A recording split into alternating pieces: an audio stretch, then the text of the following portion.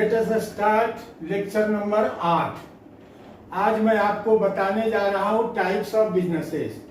वैसे तो व्यापार अनेकानेक प्रकार के होते हैं, लेकिन यहाँ पर कुछ प्रमुख प्रकार के व्यापार को प्राय हर अच्छी तरह से समझने के लिए हम अपने तरीके से इसका एक फॉर्मेट तैयार किए हैं ताकि छात्रों को इससे अच्छा लाभ मिल सके। प्राय देखा जाता है कि अन्य कई शिक्षक ऐसे होते हैं जो अब सीए भी होते हैं, हम भी वीडियो देखते हैं, दूसरे के लेक्चर को सुनते हैं, वह सब किताबों की बात करता है, अदरवाइज वह अपनी बात कुछ नहीं करता है ताकि बच्चों को अच्छा से अच्छा समझाया जा सके। अच्छा से अच्छा समझने के लिए पहले भी कह चुके हैं कि आप एक विद्यार्थी नहीं, एक छोटा बिजनेस की तरह सोचिए। उसी लिए हम एक नया आपके समक्ष एक टेबल रख रहे हैं ताकि हम इसको समझा सके। जैसे टाइप्स ऑफ बिजनेस, वैसे तो अनेकानेक प्रकार के होते हैं, लेकिन यहाँ पर हमने 4 प्रकार का बिजनेस का एग्जाम्पल दे रहे हैं। स्मॉल, दैट मीन्स सबसे छोटा, बिग बड़ा, बिगर उससे बड़ा, और बिगेस्ट सबसे बड़ा। अर्थात व्यापार के साइज अलग अलग होते हैं। कोई छोटे प्रकार, छोटे आकार के व्यापार को करता है तो कोई बड़े आकार के व्यापार को करता है। इसलिए छोटा से छोटा और बड़ा से बड़ा व्यापार की हम चर्चा करेंगे। लेकिन एक बात हमेशा याद रखा जाए कि हमेशा छोटे से ही बड़े को समझा जाता है, बड़े से छोटे को नहीं समझा जाता है। इसलिए हम शुरुआत हमेशा एक ऐसे व्यापार की कल्पना से करते हैं जो प्रायः अकाउंटेंसी के दृष्टिकोण से उसका कोई महत्व नहीं होता है, लेकिन समझाने के दृष्टिकोण से वह अति महत्वपूर्ण होता है। अर्थात उसको हम इसीलिए साथ लेकर चलते हैं। जैसे स्मॉल बिजनेस प्राय लोकल होते हैं, स्थानीय होते हैं, जैसे कपड़े का दुकान, सीमेंट का दुकान। बिग सोल प्रोप्राइटरशिप अर्थात एकांकी व्यापार, पार्टनरशिप साझेदारी का व्यापार, कंपनी सबसे बड़ा व्यापार। मीन्स सबका साइज ऑफ बिजनेस छोटा से बड़ा की ओर हम समझा रहे हैं। यह जो लोकल होते हैं उसका कोई प्रोसेस ऑफ अकाउंटिंग नहीं होता है। वो अपनी बहियों को लिखने के लिए कोई अकाउंटेंसी का ज्ञान ही उसके पास नहीं होता है, फिर भी हर आदमी अपने जीवन में कुछ न कुछ लिखता है, चाहे वो बही के रूप में लिखे या डायरी के रूप में लिखे। फॉर एन एग्जाम्पल, अगर हम 10,000 रुपया प्रति माह कमाते हैं तो इस 10,000 को हम महीने भर कैसे चलाते हैं, कैसे खर्च करते हैं, यह साधारण बुद्धि वाला व्यक्ति भी समझता है और अपना एक डायरी लिखता है। अर्थात एक तरफ वह 10,000 की रकम को लिखता है और दूसरी तरफ खर्च की रकम को लिखता है। दाल 5 किलो, चावल 20 किलो, आटा 30 किलो। इस प्रकार से वह महीने के अंत तक पहुंचते पहुंचते उसका 9,000 रुपया खर्च हो जाता है और 1,000 रुपया अपना बचा लेता है। That is A saving. अर्थात यह हम क्या करते हैं, बचत को अपने बैंक में जाकर जमा कर देते हैं, जिसको होम सेविंग बैंक कहते हैं। यह जो स्मॉल और लोकल स्थानीय प्रकार के व्यापार होते हैं वह अपनी बहियों को जैसे चाहे रख सकते हैं, लेकिन हमने यहां लिख दिया है कैश अकाउंट कि छोटा व्यापारी हमेशा एक कैश अकाउंट बनाता है जिसमें कुल कितना रुपया आता है, तो आता तो एक बार है, बार बार भी आता है, जाता भी है। सोल प्रोप्राइटरशिप एकांकी व्यापार अर्थात स्थानीय से कुछ अगले दौर में पहुंच गए। अगले दौर का मतलब होता है कि हम व्यापार किसी एक स्थान पर कर रहे हैं, लेकिन हमारा जो मैन्युफैक्चरिंग प्रोडक्ट है वह प्रायः अन्य दूसरे जगहों पर भी बेचा जाता है। बेचने के लिए डिस्ट्रीब्यूशन ऑफ चैनल बनाया जाता है, क्योंकि कोई भी उत्पादक, कोई भी मैन्युफैक्चरिंग कंसर्न अपने तैयार माल को सीधे उपभोक्ताओं को नहीं पहुंचाता है, बल्कि उसे पहुंचाने के लिए एक डिस्ट्रीब्यूशन ऑफ चैनल, होलसेलर के माध्यम से, रिटेलर के माध्यम से हम कंज्यूमर तक पहुंचते हैं। यह सोल प्रोप्राइटरशिप का व्यापार भी प्राय एक छोटा होता है। साझेदारी 2 या 2 से अधिक व्यक्ति, स्वाभाविक रूप से एक व्यक्ति के ताकत के समक्ष 20 व्यक्तियों की ताकत ज्यादा होती है। और कंपनी का व्यापार में तो अनंत मालिकों की संख्या होती है जिसकी गिनती प्रायः संभव ही नहीं होता है, इसीलिए वो बड़े आकार का व्यापार है। प्रायः हम अगर सीए पॉइंट ऑफ व्यू से कॉमर्स को पढ़ रहे हैं तो आपको कंपनी के व्यापार से ही आपको सामना करना पड़ेगा। आपके जीवन में पार्टनरशिप और सोल प्रोप्राइटरशिप का कोई महत्व नहीं होता है, क्योंकि यह एक चार्टर अकाउंटेंट के खर्च को अफोर्ड ही नहीं कर सकता है। अर्थात जो अपने बहियों का ऑडिट करवाता है, तो ऑडिट करवाने वाले जो लोग होते हैं वही प्रायः अकाउंटेंसी को डबल एंट्री सिस्टम और अकाउंटेंट चार्टर अकाउंटेंट के माध्यम से लिखा जाता है। चार्टर अकाउंटेंट के माध्यम से उसका ऑडिट भी किया जाता है। इस प्रकार एक छोटा व्यापार बड़ा व्यापार की बात किए। अब आइए आगे चलते। ये कैश अकाउंट रखता है, ये सिंपल कैश बुक रखता है। सिंपल कैश बुक का मतलब आ गया सब्सिडियरी बुक की श्रेणी में आ गया, और कैश अकाउंट जर्नल एंट्रीज के श्रेणी में आता है, जहां पर एज ए लेजर पोस्टिंग के रूप में कैश अकाउंट खोला जाता है। एक कैश बुक और कैश अकाउंट दोनों यही एक है जो दोनों कंसेप्ट को होल्ड करता है। अर्थात इसे प्रिंसिपल बुक भी कहते हैं और इसे सब्सिडियरी बुक भी कहते हैं। बाकी जितने भी अदर्स हैं, जैसे sales book, purchase book, sales return, purchase return book इत्यादि, सब सब्सिडियरी बुक के नाम से जाने जाते हैं। लेकिन cash book have both concept like principal book and original records. Principal record इसको कह सकते हैं। तो आगे पढ़ते हैं। कैश बुक प्रायः कई तरह के होते हैं, सब अपनी अपनी आवश्यकता के अनुसार अपना कैश बुक तैयार करता है। जो छोटे व्यापारी गण होते हैं सिंपल कैश बुक बना लेते हैं, जो उससे बड़े होते हैं double column 2 column cash book बना लेते हैं, जो उससे बड़े होते हैं ट्रिपल कॉलम कैश बुक बनाते हैं। कॉलम कैश बुक का मतलब यहाँ पर अमाउंट के 1 कॉलम होते हैं, यहाँ अमाउंट के 2 कॉलम होते हैं, वहां अमाउंट के 3 कॉलम होते हैं ट्रिपल कॉलम कैश बुक में। अब इसके नीचे फिर हमने 2 कैश बुक का जिक्र किया है। पेटी कैश बुक, इसको छोटी रोकड़ वही कहते हैं। छोटी रोकड़ वही की आवश्यकता प्राय बड़े बड़े व्यापारियों में ही होता है, और ये भी 2 प्रकार से बनाया जाता है, सिंपल पेटी कैश बुक और एनालिटिकल पेटी cash book.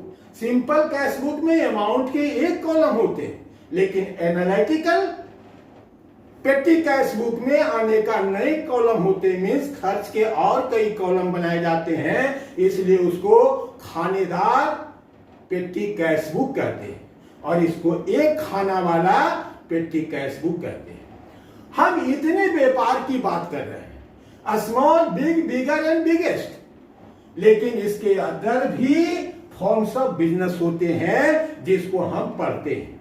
Other forms of business जैसे नॉट फॉर प्रॉफिट ऑर्गेनाइजेशन, अर्थात ऐसे संगठन जिसका उद्देश्य लाभ कमाना नहीं होता है, NGO, non government organisation, cooperative society, corporation, ये सब भी अपनी बहियों को लिखता है।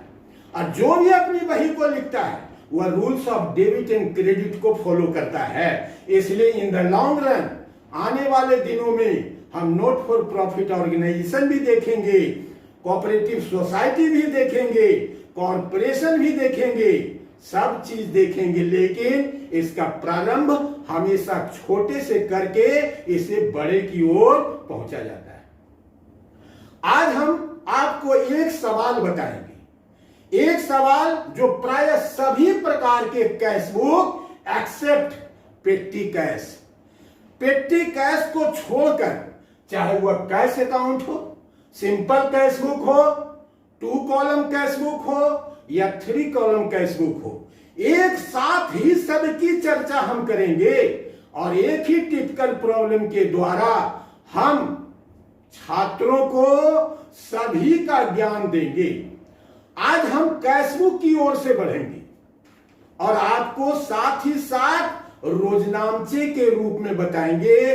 पिछले क्लास में हमने आपको रोजनामचा कुछ बताया था और सब्सिडियरी बुक की चर्चा किया था। कुल कितने सब्सिडियरी बुक की चर्चा किए थे? 8। इस बात को आप पिछले वीडियो में देखिए और उसको बार बार देखिए, तभी आप इसको समझेंगे। क्योंकि मैंने आपको किसी वीडियो में कहा है कि आप अपनी मेहनत का 10 दिन हमें दे दीजिए, यह 10 दिन ही आपके पूरी whole of the life of accountancy काम आता रहेगा। फिर आपके सामने कोई कंफ्यूजन नहीं। इसलिए हर एक वीडियो न केवल एक बार देखने का है, बल्कि उसको कानों के पास रखकर 2 बार 3 बार, जब तक उसके मेन मैटर को आप पकड़ नहीं लेते हैं तब तक उसको देखना चाहिए। तो छात्रगण, अब इसको हम मिटाने जा रहे हैं और आपको एक ट्रिपल कॉलम कैशबुक का काम करेंगे और उस ट्रिपल कॉलम कैशबुक के द्वारा ही 2 column cashbook and simple cashbook और कैश अकाउंट की चर्चा करेंगे।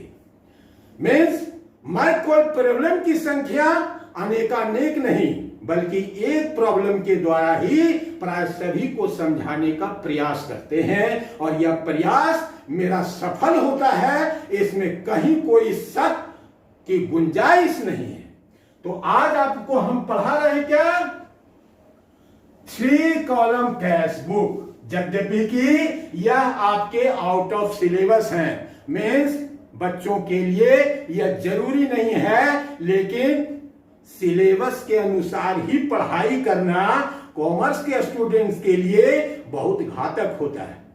कॉमर्स के स्टूडेंट्स को सिस्टमैटिक नॉलेज ऑफ अकाउंटिंग चाहिए, और सिस्टमैटिक नॉलेज का मतलब कभी क्रम नहीं टूटना चाहिए। अर्थात यह पढ़ाए बढ़ा दिए फिर not for profit organisation, that is the not a method of teaching. यह कोई पढ़ाने का तरीका नहीं है, यह रटाने का तरीका हो सकता है, पढ़ाने का तरीका नहीं।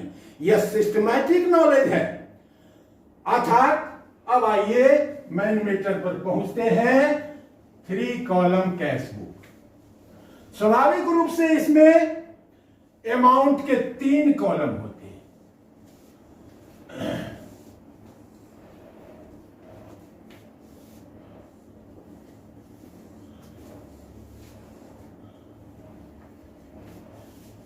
एक डेट का कॉलम होता है, एक डिस्काउंट का कॉलम होता है, एक कैश का कॉलम होता है और एक बैंक का कॉलम होता है।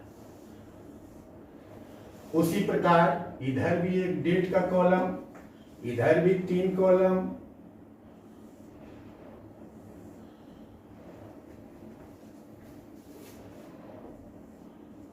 Date, particulars, cash, bank, discount. Date, particular, cash, bank, discount. तो छात्रों, सिर्फ मैं ये फॉर्मेट बनाया, इस फॉर्मेट के अंतर्गत हम कुछ भी नहीं लिखेंगे, केवल समझाएंगे। चाहे वह 2 कॉलम कैशबुक के लिए हो या 1 column of cashbook that is simple cashbook के लिए हो। मौखिक रूप से हम आपके सामने हर एक क्वेश्चंस को रखेंगे और उसको हर दृष्टि से समझाएंगे। यहां से निकलकर फिर हम रोजनामचे के तरफ भी बढ़ेंगे और रोजनामचे के भी कंसेप्ट को समझाएंगे, ताकि एक ही प्रॉब्लम के द्वारा हम अनेक समस्याओं का निराकरण समझ सके। हम कुछ ऐसा काम करते हैं, हम वो नहीं करते हैं कि एक प्रॉब्लम को ले लेते हैं जिसकी संख्या 10 है और उस क्वेश्चन को भी लिखते हैं और उसके सॉल्यूशन को भी अकॉर्डिंगली लिखते हैं। इससे समय की बर्बादी होती है, सीखते तो भले ही कुछ नहीं पाते हैं, समय केवल व्यर्थ चला जाता है। इसलिए आप हमेशा सीखने की प्रवृत्ति, develop of mind, understanding process को ध्यान में रखिए, तभी आप अकाउंटेंसी को समझ सकते हैं। अन्यथा रटने के पैटर्न पर अकाउंटेंसी अंतहीन है, उसका कोई अंत नहीं है। लेकिन समझने के आधार पर अकाउंटेंसी का अंत मैं सिर्फ 10 और 12 वीडियो में, लेक्चर में ही कर दूंगा, यह मेरा दावा है। अभी तक मैंने कभी न किताब की जरूरत पड़ा, न कभी किसी पृष्ठ की जरूरत पड़ा, लेकिन आज एक प्रॉब्लम के लिए जिसका सॉल्यूशन हम समझाएंगे, सामने में एक किताब को रखेंगे ताकि हमें प्रश्न को लिखने की जरूरत नहीं हो। जिसको लिखने में 30 मिनट बर्बाद हो जाए तो वह 30 मिनट को बचाने के लिए ही हम यहां पर एक किताब सामने में रखे हुए हैं, जिससे केवल बोलेंगे और समझाएंगे कि कहां कहां पर यह पुटअप किए जाते हैं, क्यों किए जाते हैं, किस रूल से किए जाते हैं, what are the nature of account. हर एक ट्रांजैक्शंस में एक नेचर ऑफ अकाउंट होता है। अर्थात हम जब रोजनामचा बनाते हैं तो हम प्रैक्टिकल ऑफ द जर्नल करते हैं, मीन्स रोजनामचे का व्यवहार करते हैं। जैसे हम बनाते हैं कैश अकाउंट दिया टू कैपिटल अकाउंट। अब इसे इसी तरह से नहीं पढ़ा जाता है। That is the theoretical knowledge of rules of debit and credit, but the practical rules is called debit what comes in and credit the given. अर्थात आधा रूल्स रियल को फॉलो किया और आधा रूल्स पर्सनल को फॉलो करता है। अर्थात इस तरह से जिस दिन रोजनामचे को पढ़ना सीख जाएंगे तो इसको कहते हैं practical rule of the journal. और वह जो रूल हम पढ़े हैं that is A theoretical rules of journal. तो हम ये भी आपको बोलते चलेंगे कि डेबिट क्या हुआ, क्या नेचर ऑफ अकाउंट है, क्रेडिट क्या हुआ, उसका क्या नेचर ऑफ अकाउंट है। Let us start. That is the last problem of this books. हमने पीछे न जाने कितने प्रॉब्लम को छोड़ दिए, लेकिन हम सिर्फ एक लास्ट प्रॉब्लम का सॉल्यूशन आपको बता रहे हैं ताकि इसके पीछे के सारे प्रॉब्लम को इसी एक प्रॉब्लम के द्वारा समझ सकें। यह हमारे किताब का 35वां नंबर क्वेश्चन है। इसका मतलब है यह 35वां नंबर क्वेश्चन को हम इस प्रकार से समझेंगे कि इसके पीछे के 34 प्रॉब्लम को भी आप आसानी से समझ सकें।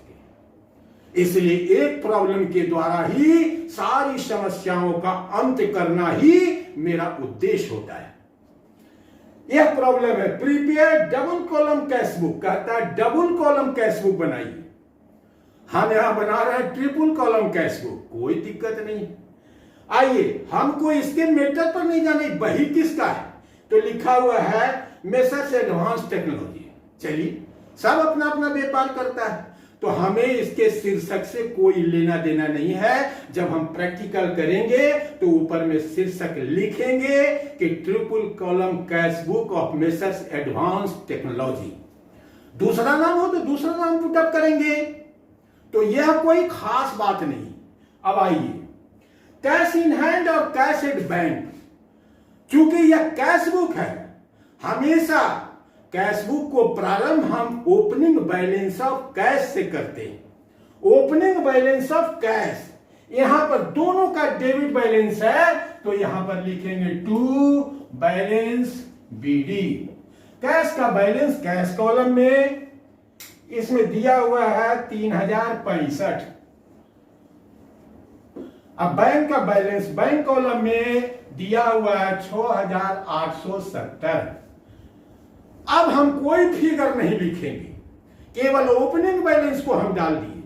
अब आप आगे पढ़ेंगे और मौखिक रूप से समझने का प्रयास करेंगे, लिखित रूप में नहीं।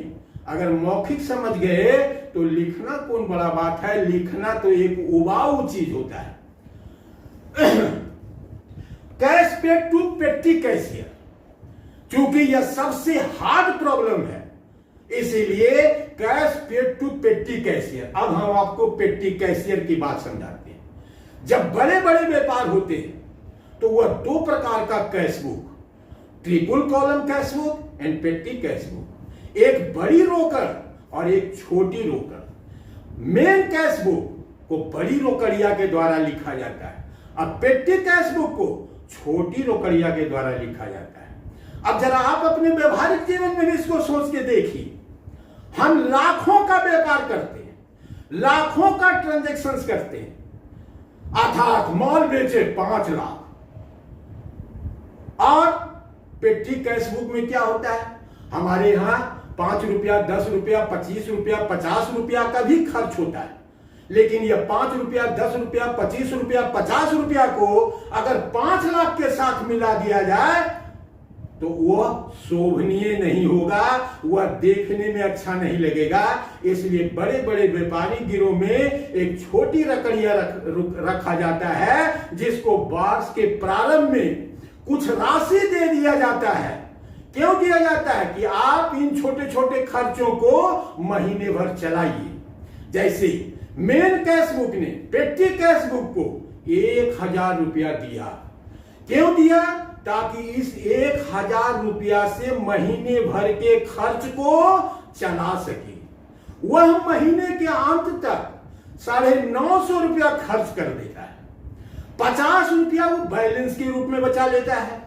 तो अब मेन कैश बुक के द्वारा उसे सिर्फ खर्च किए गए राशि 950 रुपया पुनः दे दिया जाएगा, ताकि ओपनिंग बैलेंस ऑफ पेटी कैश बुक हमेशा 1000 पर बना रहे। तो पेटी कैशियर के द्वारा जो भी खर्च किया जाता है अगले महीने उसकी पूर्ति मेन कैश बुक के द्वारा कर दिया जाता है। अब इसको रोजनामचे की शक्ल में बनाइए। Who is the receiver and who is the giver. Receiver कौन है? Petty cashier. गिवर कौन है? Main cashier. तो petty cashier account DR to main cashier means petty cash book account DR to cash account. Main cashier को हम cash के द्वारा संबोधित करते हैं और छोटी रोकड़िया को पेटी कैश के द्वारा संबोधित करते हैं। तो आपका रोजनामचा बना debit the receiver and credit the giver. प्राप्त करने वाला पेटी कैशियर, देने वाला मेन कैशियर। अर्थात रोजनामचे की शक्ल में petty cash account DR petty cash book account DR to cash account. यहां पर कैश अकाउंट क्या हुआ? क्रेडिट। अर्थात यहां क्रेडिट में लिखा जाएगा बाई पेटी कैश। हम लिखेंगे कुछ नहीं, केवल समझाएंगे। क्या लिखे? बाई पेटी कैश। जितना रुपया का है उतना रुपया लिख देंगे।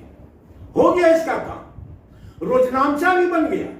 ट्रिपल कॉलम कैश बुक में इसका पोस्टिंग भी हो गया।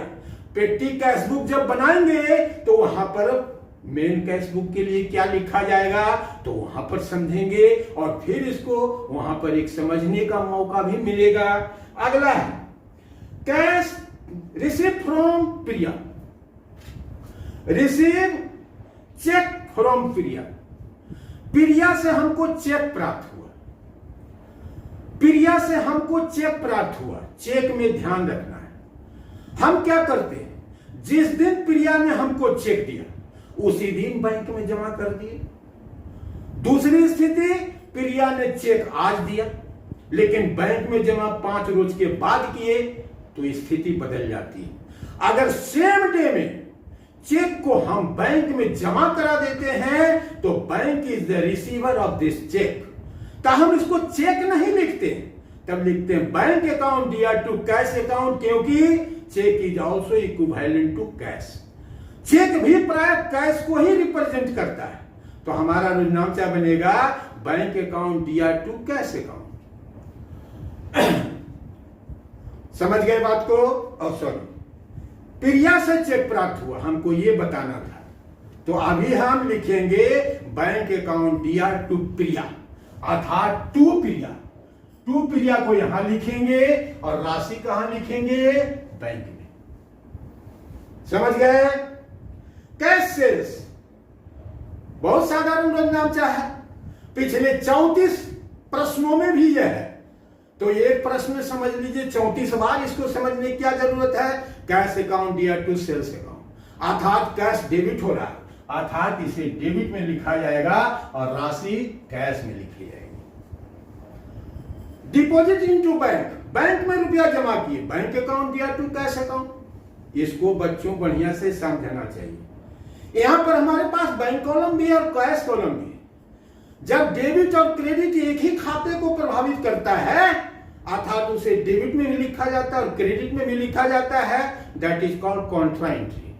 अर्थात जब कोई ट्रांजेक्शन दोनों तरफ लिखा जाए तो इसे कॉन्ट्रा एंट्री कहते हैं।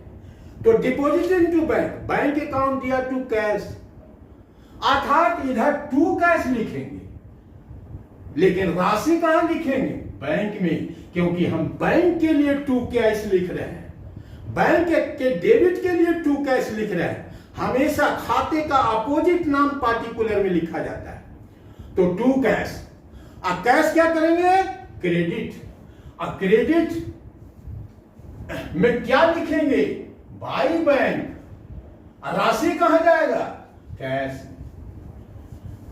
इसको कॉन्ट्रा एंट्री कहते हैं, इसीलिए एक एलएफ का कॉलम भी बनाते हैं जिसमें सी शब्द दे देते हैं। इसका मतलब होता है that is a transactions of contra entry. Priya cheque deposit into bank, अभी ऊपर तुरंत पढ़े थे कि एक चेक प्रिया से प्राप्त हुआ, और नीचे जब पढ़ रहे हैं इसका मतलब हुआ कि जिस दिन चेक प्राप्त हुआ उस दिन हम चेक को बैंक में जमा नहीं किए, हम कुछ दिनों के बाद जमा किए। अब यह रोजनामचे का स्वरूप बदल जाएगा, अर्थात जिस दिन अब वो चेक प्राप्त हुआ था वह लिखा जाएगा चेक इन हैंड अकाउंट दिया टू प्रिया अकाउंट, और जिस दिन यही चेक को बैंक में जमा करेंगे तब लिखा जाएगा बैंक अकाउंट दिया to cheque in hand account. अर्थात कहने की आवश्यकता नहीं है, जिस दिन चेक प्राप्त हो उसी दिन बैंक में जमा करा दें तो बैंक अकाउंट दिया टू कैश अकाउंट, और जिस दिन चेक प्राप्त होता है उसी दिन अगर बैंक में जमा नहीं करते हैं तो फॉर द टाइम बीइंग, थोड़े समय के लिए इसे चेक इन हैंड बनाकर रखते हैं।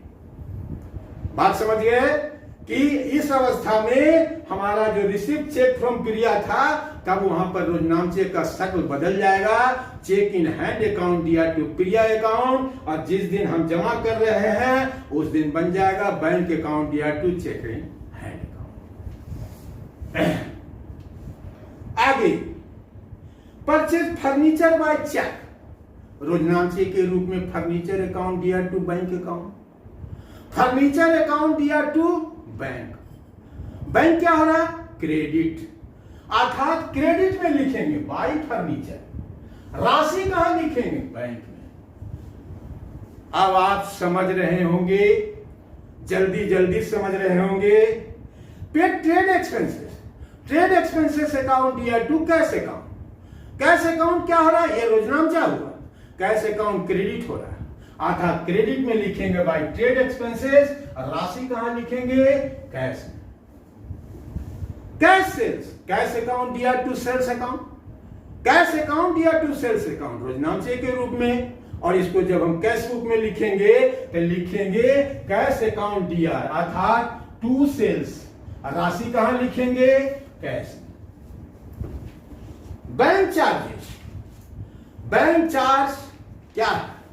मेरे लिए एक प्रकार का खर्च है, बैंक के द्वारा लिए जाने वाला एक प्रकार से खर्च है। बहुत कारणों से बैंक हमसे चार्ज लेती है, आजकल तो एटीएम चार्ज, तो मिनिमम बैलेंस चार्ज, न जाने कौन कौन से चार्ज लगाए जाते हैं। बैंक चार्ज मेरे लिए खर्च है, debit all expenses and losses. तो बैंक चार्ज अकाउंट दिया टू बैंक अकाउंट, ये सेवा किसने दिया? किस सेवा के बदले लिया? तो सेवा बैंक ने दिया था, उसी सेवा के बदले वो ले रहा है। तो बैंक चार्जेज अकाउंट दिया टू बैंक अकाउंट, अर्थात बैंक अकाउंट क्रेडिट हुआ, अर्थात यहां लिखेंगे बैंक चार्जेज और राशि कहां लिखेंगे? बैंक में। तो बच्चों इसी को पुनः अगले वीडियो में हम कंटिन्यू करेंगे। हम यहां पर दाग लगा देते हैं कि आज हमने यहां तक आपको बताया। समझिए, मैंने कुछ नहीं लिखा, उसको लिखने में न जाने कितना समय व्यर्थ होता है। इसीलिए समझने का आप अपने अंडरस्टैंडिंग कैपेसिटी को बढ़ाइए, दिमाग के दरवाजे को खोलिए, दिमाग को तेज दौड़ाइए, ताकि अकाउंटेंसी को आप भरपूर तरीके से आनंद लेकर पढ़ सकें और सीख सकें। तो बच्चों आज के लिए इतना, फिर मिलेंगे नेक्स्ट वीडियो में। तब तक के लिए जय हिंद।